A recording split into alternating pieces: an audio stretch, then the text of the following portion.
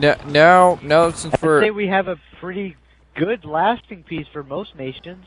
I mean, for most of the world, we're pretty peaceful. Now since we're going in circles here, that brings in the whole idea of machines and computers. Machines and computers, yeah, if they were to wipe us all out, it would be a peaceful world. Yes, but I'm talking about preserving the human race, bringing them together. Well, under one enemy. If what you're talking about is having a machine to basically wipe us all out, that's definitely not what I'm talking about. And I mean, I know that is what I did say, but what if we implemented the idea of machines and humans becoming one? That's what I was saying earlier. But at some point, humans and machines becoming one becomes purely machine. The human aspect is flawed. The machine aspect can be altered. It can be perfect. Eventually, you won't need the human part, and you'll just be a machine, thus effectively wiping out humans forever. Well, I mean, humans are just flawed. You get old. You start leaking. You can't last as long as a machine will. Thus, having a human machine mesh is impractical when you can just go all machine. Now, going on this idea. Now, what if the machine was taught not to go after humans, but to go after a specific thing? Like what? Like how you're going on about, creating one force to, make the world a better place. What if the machine was that one force and humans stood behind it? You mean against it? No, not necessarily.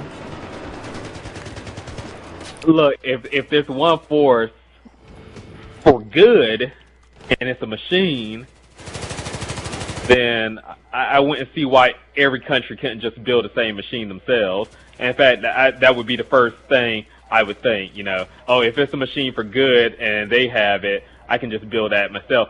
But if it's something so bad, so evil, no one would want to build it, but they would all want to fight it if it hurt each one of their countries. It's basically, if you watch Watchmen,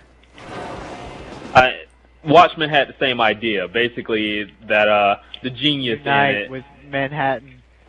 Yeah. Or Mr. Manhattan tried to kill everybody.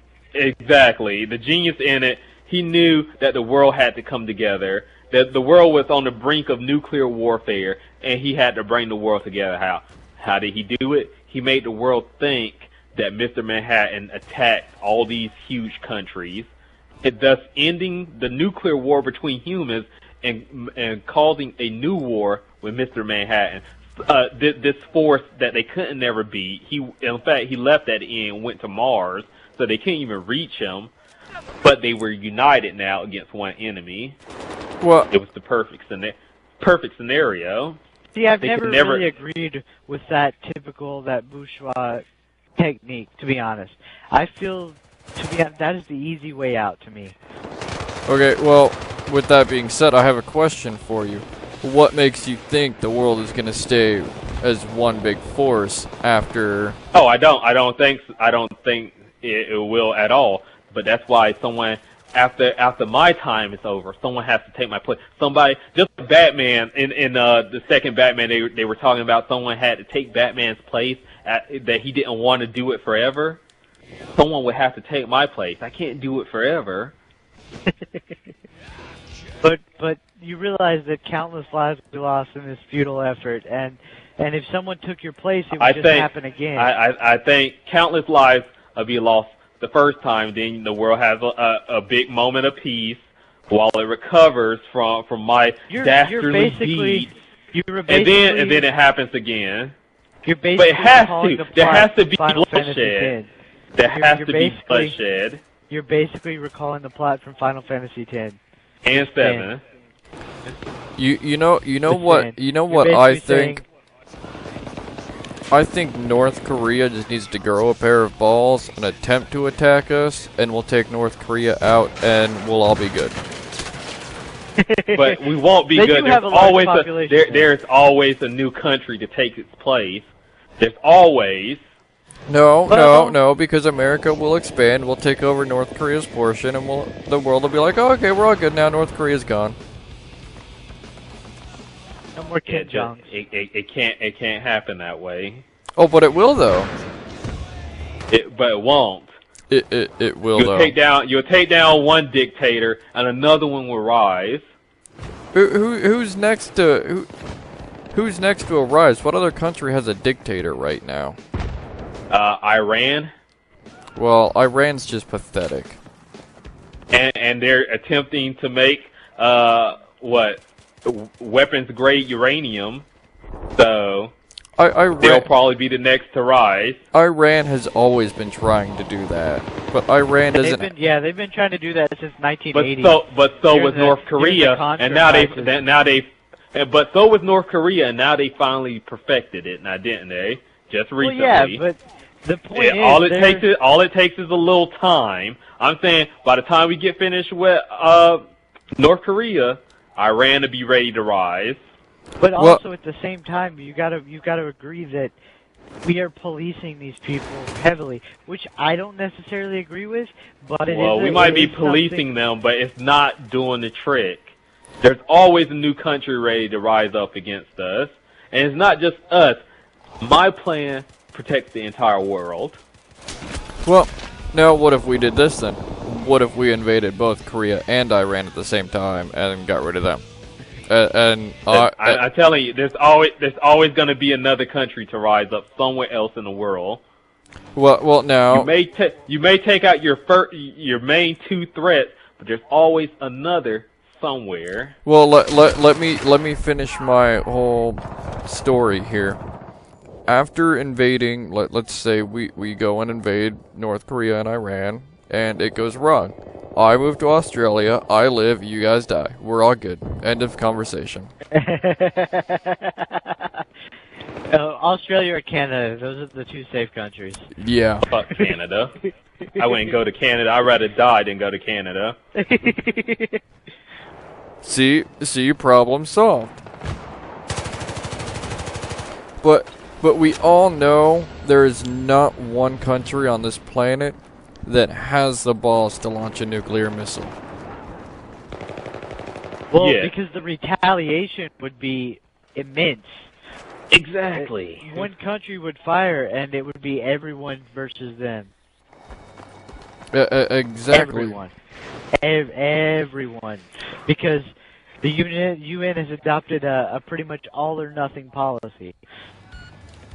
And then going back if to... you violate the nuclear war ban, unless they killed everybody at once, which is very hard to do. I think the only country that can do that is us right now, but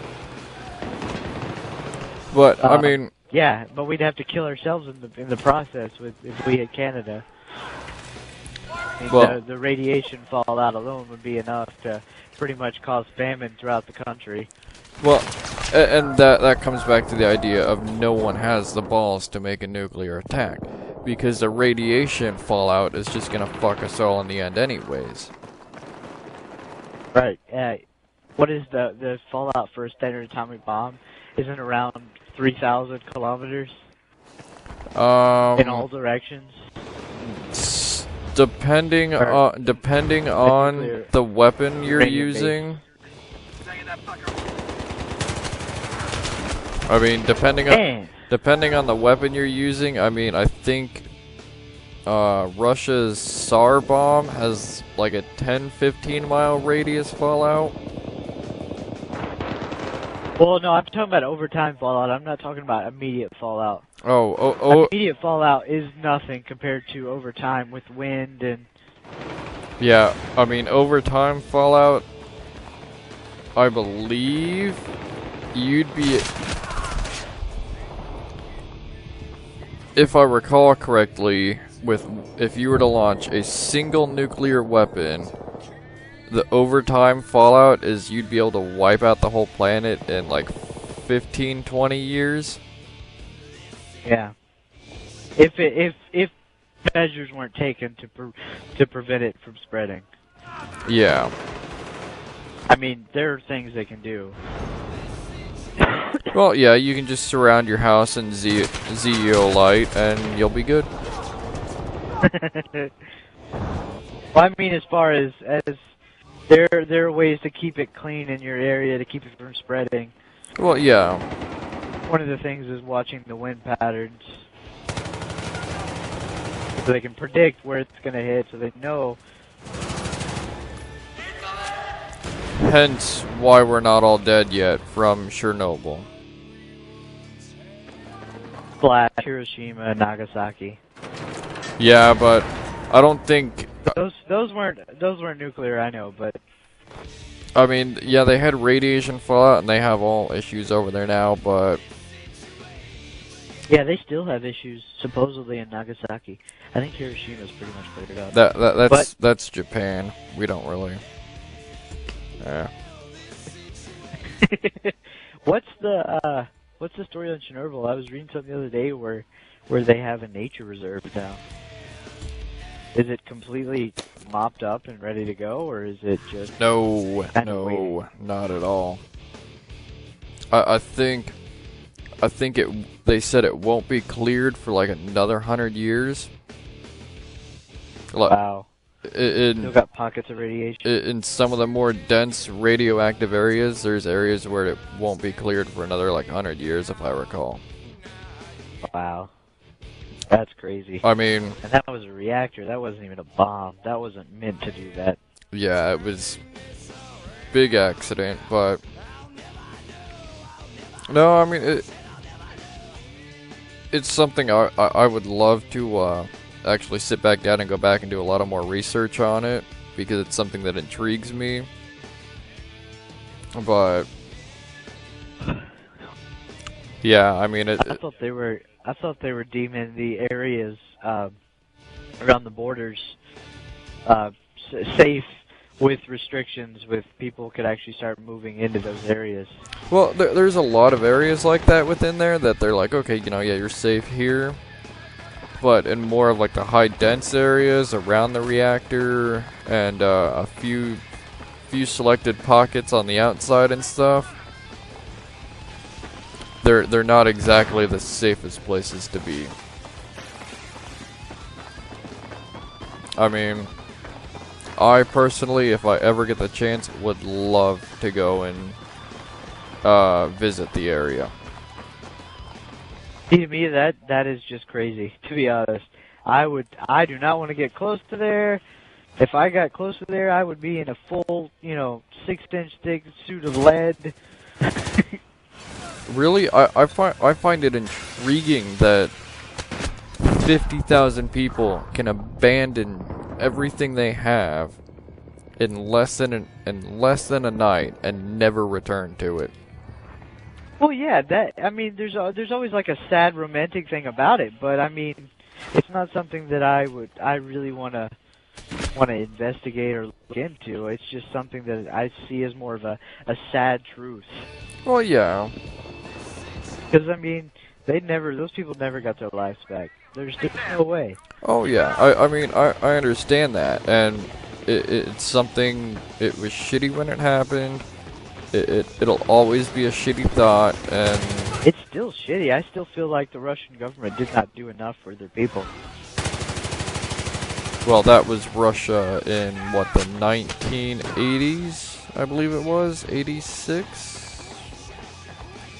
I think the most they did was hand out a few supplies and toss a couple lead pills. Well, yeah, because it wasn't technically Russia, it was Ukraine.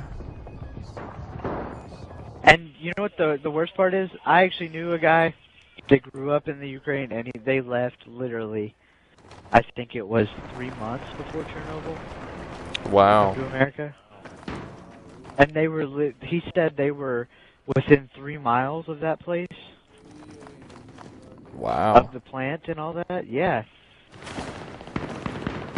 I told him, man, you really got the lucky end of the stick there, dude. He was like, yeah, I know. I mean, I feel really bad, but he said like all of his neighbors died and. Wow. Well, yeah, because most of his family's dead from radiation poisoning. wasn't Pripyat only like half a mile away? Yeah. Because that was the big workers' facility. It was Pripyat. Which let me rephrase my whole wanting to go to Chernobyl. I want to go to Pripyat, not Chernobyl. Sorry, I don't want to go into a nuclear reactor. Yeah. I mean, but although to be magnificent to stand in the wake of that, I do admit would be kind of awesome. To just stand in where it once was. Yeah. Once it's clear and declared clean, and nature's kind of taken back over, to see that metaphorical irony would be kind of cool. Yeah. Where the flaw of man was conquered by nature in the end anyway. Yeah. I mean, I hope to God. I don't think it's any secret that nature will eventually take. No. Well, yeah, because it's ongoing. Get over on man. It's constantly. It's like there's that new movie, New Earth. I really want to see that.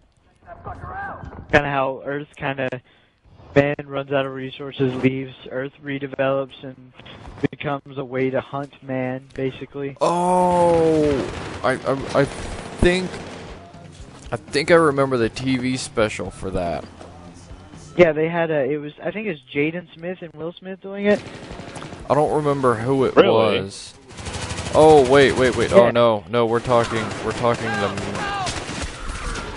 the movie that's supposed to come into theaters? Yeah. Oh, okay, no, I thought you were talking about a movie that came out on Blu-ray that was a TV special that went through that same kind of process of humans, I don't remember what it was called, but humans were wiped out or like left Earth. The whole premise of this movie is that Earth adapted itself to kill the thing that was hurting it, and by doing that, the animals had adapted to hunt people. Wow. To basically be on Earth was not really what you wanted to do. Didn't M. Night Shyamalan make a movie similar to that where plants adapted to basically kill humans or have humans kill themselves? The plants were releasing some type of spore. The day after tomorrow? No, the day the Earth stood still. No, that was alien related. That's an alien movie. Oh. I'm trying to think of what that's called now. The Happening. Oh yeah, shitty movie, but interesting premise. Yeah, I think it would be more the fauna, not the floral, that would be adapting.